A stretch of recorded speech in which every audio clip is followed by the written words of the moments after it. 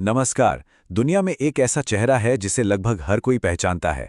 लाल कपड़े, सफ़ेद लंबी दाढ़ी और चेहरे पर एक प्यारी सी मुस्कान। जी हाँ, सांता क्लॉज। पर क्या कभी हमने सोचा है कि इस हंसते मुस्कुराते चेहरे के पीछे की असली कहानी क्या है? असल में इसके पीछे एक बहुत ही दिलचस्प और सच्ची कहानी छुपी है। तो चलिए आज इसी राज से पर्दा उठाते हैं। तो सवाल सीधा सा है, सांता क्लॉज क्या ये बस एक कहानी है, एक कोरी कल्पना, या फिर इसकी जड़ों में कोई सच्चाई भी है?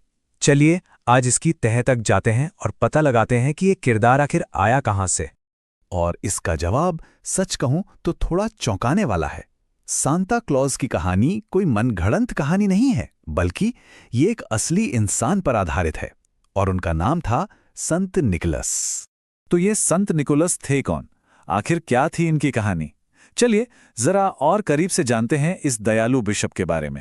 तो देखिए, बात है बहुत पुरानी, लगभग 280 ईस्वी की। उस वक्त मायरा नाम का एक शहर हुआ करता था जो आज के तुर्की में है। वहीं पर जन्म हुआ था संत निकोलस का। वो एक ईसाई बिशप थे और अरे उनकी दयालुता और दरियादिली के किस्से तो दूर दूर तक मशहूर थे। वैसे तो उनके बहुत किस्से हैं, पर एक कहानी ऐसी है जो सबसे ज्यादा मशहूर हुई। इतनी मशहूर कि आज जो हम क्रिसमस पर तोहफे देते हैं ना, उसकी जड़ें उसी कहानी में हैं। तो सुनते हैं वो कहानी। तो कहानी कुछ यूं है कि एक बहुत ही गरीब आदमी था। उसकी 3 बेटियां थीं।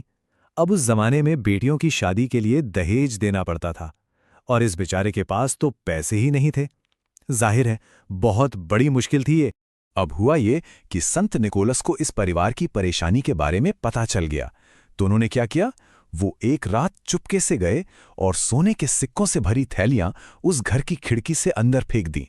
और सबसे कमाल की बात, उन्होंने ये सब इतना गुपचुप तरीके से किया कि किसी को पता ही नहीं चला कि ये मदद किसने की है। और बस यही वो घटना है। माना जाता है कि संत निकोलस के इसी गुप्त दान से, इसी सीक्रेट गिफ्ट देने के काम से ही आज क्रिसमस पर एक दूसरे को तोहफे देने का रिवाज शुरू हुआ। कमाल है ना? सिर्फ बड़ों की ही नहीं, संत निकोलस को बच्चों से तो जैसे एक खास ही लगाव था। वो हमेशा उनकी मदद के लिए तैयार रहते थे। इसी वजह से लोग उन्हें बच्चों का रखवाला, उनका संरक्षक संत मानने लगे। अच्छा, तो यहां तक तो बात साफ है कि एक बहुत ही दयालु संत थे। लेकिन फिर सवाल ये उठता है कि ये संत आज के लाल सूट वाले हंसमुख सांता क्लॉज में बदले कैसे? ये सफर कैसे तय हुआ? तो चलिए कहानी के अगले हिस्से में चलते हैं और देखते हैं कि कैसे एक संत की हकीकत एक ग्लोबल लेजेंड बन गई। ये जो बदलाव है ना, ये उनके नाम से ही शुरू हुआ। देखिए, कहानी शुरू हुई संत निकोलस से। फिर जब उनकी बातें यूरोप पहुंची तो वहां डच भाषा में लोग उन्हें सिंटा क्लास कहने लगे। और फिर जब 19वीं सदी में डच लोग अमेरिका पहुंचे तो यही सिंटा क्लास धीरे धीरे बदलकर सांता क्लॉज बन गया। देखा कैसे नाम का सफर हुआ? तो अब हमारे सामने 2 तस्वीरें हैं। एक तरफ हैं असली हकीकत वाले सेंट निकोलस, मायरा के बिशप, जो गुपचुप तरीके से लोगों की मदद करते थे। और दूसरी तरफ है आज का लेजेंड सांता क्लॉज, लाल सूट, सफेद दाढ़ी, उड़ने वाली गाड़ी और रेंडियर, नॉर्थ पोल में घर। ये सब चीजें बाद में जोड़ी गईं, खासकर 19वीं सदी की कहानियों और तस्वीरों के जरिए। तो ये सब तो हो गई कहानी, पर इस पूरी विरासत का, इस लेजेंड का असली मतलब क्या है? हमें इससे क्या सीखना चाहिए? अगर संत निकोलस की जिंदगी को देखें तो 3 बातें एकदम साफ नजर आती हैं। पहली, दूसरों की मदद करो, लेकिन नाम कमाने के लिए नहीं। दूसरी, जो जरूरतमंद हैं उनका सहारा बनो। और तीसरी, खुशियां फैलाओ, जितनी फैला सकते हो, और खासकर बच्चों के चेहरों पर मुस्कान लाओ।